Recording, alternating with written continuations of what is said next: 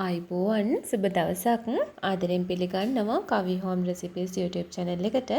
ඔන්න ඉතින් අද මම ඔයාලට ගෙනාවේ තේ වෙලාවට පාන් පිටි කෝප්ප එකකින් හදාගන්න පුළුවන් රසම රස ස්නැක් එකක්. ඉතින් ගෙදර ඉන්න පොඩ්ඩන්ට මේ වගේ දෙයක් හදලා දෙන්න. මේක රසයි වගේම ගොඩක් ගුණයි. මම හිතනවා ඔයාලා කැමති වෙයි කියලා. හැදුවොත් කොහොමද රස කියලා අනිවාර්යයෙන්ම කමෙන්ට් එකකින් කියන්න. ඒ වගේම යාළුවන්ටත් බලන්න ෂෙයා කරන්න. තාමත් මගේ channel එක subscribe කරලා නැත්නම් subscribe කරලා ළඟම තියෙන bell icon එක click කරන්න. එතකොට මම වීඩියෝ එකක් දාපු සැනින් ඔයාලට බලන්න පුළුවන්. එහෙමනම් එකතු වෙන්න මගේ මේ වීඩියෝ එකත් එක්ක මම කොහොමද මේ snack එක හැදුවේ කියලා බලන්න.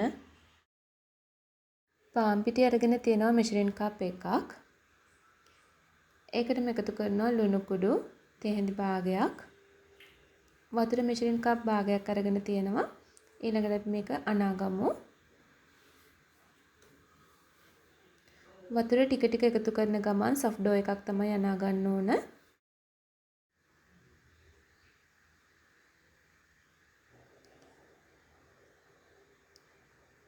අපි රොටි වලට අනා ගන්නවා වගේ dough එකක් තමයි අනා ගන්න ඕන. වතුර ටික ටික එකතු කරන ගමන් මේ විදිහට අනාගෙන විනාඩි 2ක් 3ක් වගේ හොඳින් නීට් කරගන්න. එතකොට dough එක හොඳට soft වෙනවා. මේක හරියට චපාති dough එක වගේ චපාති හදන්න අනා ගන්න dough එක වගේ තමයි මේක. විනාඩි 3-4ක් හොඳින් නීට් කරාට පස්සේ මෙන්න මේ වගේ හොඳ soft dough එකක් අපිට ලැබෙනවා. ඔන්න දැන් හරි. අපි දැන් මේක cover කරලා ඉතුරු වැඩ ටික කරගන්න ඕන. මේ විදිහට cover කරලා මම පැත්තකින් තියාගන්නවා. තියාගෙන ඉතුරු වැඩ ටිකට ලෑස්ති වෙමු.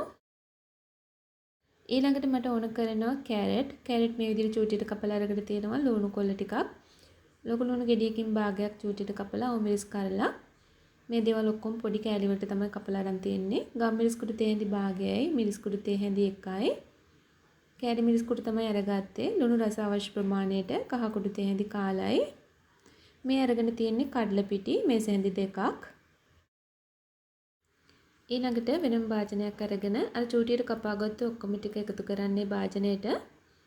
කැරට්, ලුණු, ඒ වගේම ලුණු කොළ, අමු මිරිස් මේ දේවල් එකතු කරලා ටිකක් කලවම් කරලා එකතු කරන්න කෑලි මිරිස් කුඩු ටික. ඊළඟට මේ මිශ්‍රණයටම ගම් මිරිස් කුඩු ටිකත් එකතු කරනවා. රස අනුව ලුණු එකතු කරන්න. කහ කුඩු තේ හැඳි කාලකුත් එකතු කරලා එකතු කරගන්නවා කඩල පිටි මේස හැඳි දෙකත් මම මේකට. දැන් මේ දේවල් ටික හොඳින් කලවම් කරන්න.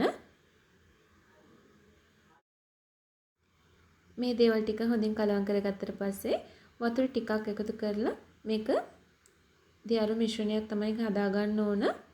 මම වතුර මේසෙන්දි 3ක් විතර තමයි මේ එකතු කරගත්තේ. මෙන්න මේ වගේ පේස්ට් එකක් හදා ගන්න ඕනේ අපිට. ඊළඟට ඒක පැත්තකින් තියලා අපි අරගමු ඩෝ එක.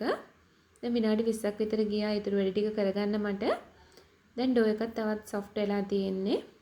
ඊළඟට රොටි එක තුනී කරගන්න මේ විදිහේ ලෑල්ල උඩට මම පිටි ටිකක් ඉහ ගන්නවා. මේ විදිහට පිටි ටික ටිකක් දවටගෙන ඩෝ එකේ කුඩින් තියලා මේක තුනී කරගන්නවා. ඩෝ එක තුනී කරගන්නකොට ගොඩක්ම සිහින් වෙන්න ඕන. මේ විදිහට හොඳින් තුනී කරගන්න.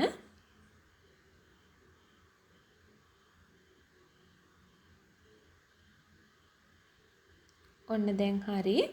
අපි දැන් ඊළඟට අපි හදාගත්තු පේස්ට් එක මේ රොටි ඩෝ එකේ මෙන්න මේ විදිහට ගා ගන්න ඕන. රොටි එක පුරාම යන විදිහට අපි හදාගත්තු පේස්ට් එක දවට ගමු. ඔන්න දැන් දවටගෙන ඉවරයි.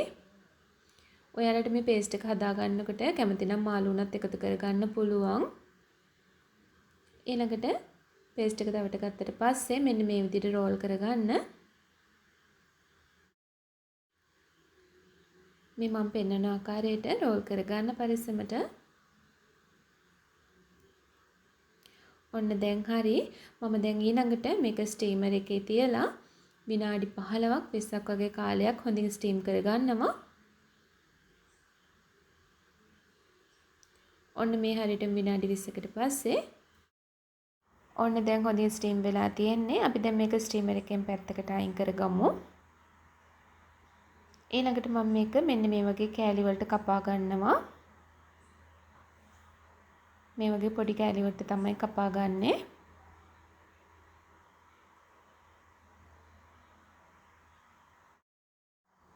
ඔයාලා කැමති නම් මේකේ ප්‍රමාණය වෙනස් කරලා මීට වැඩිය ලොකු කෑලි වලට කපා ගන්න පුළුවන්. ඔන්න දැන් මම ඔක්කොම ටික කපාගෙන ඉවරයි.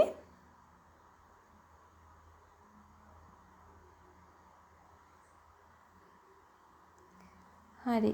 ඊළඟට අපි මොකද කරන්න කියලා බලමු. ඊළඟට මම පෑන් එකක් ලිපේ තියලා ඒකට එකතු කරගන්නවා බටර් තේ හැන්දක්. බටර් ටිකක් දිය වෙන්න ඇරලා මේකට එකතු කරගන්නවා අපි කෑලි වලට කපාගත්ත රොටිය. මේ විදිහට එකතු කරලා ටිකක් බැද ගන්න ඕන.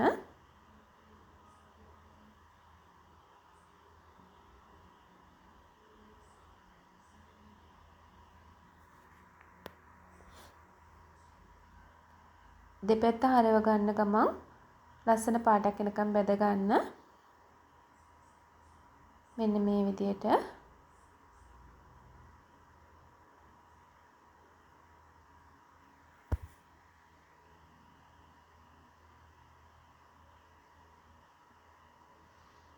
මේ විදිහට හැදුවම ගොඩක් රසයි.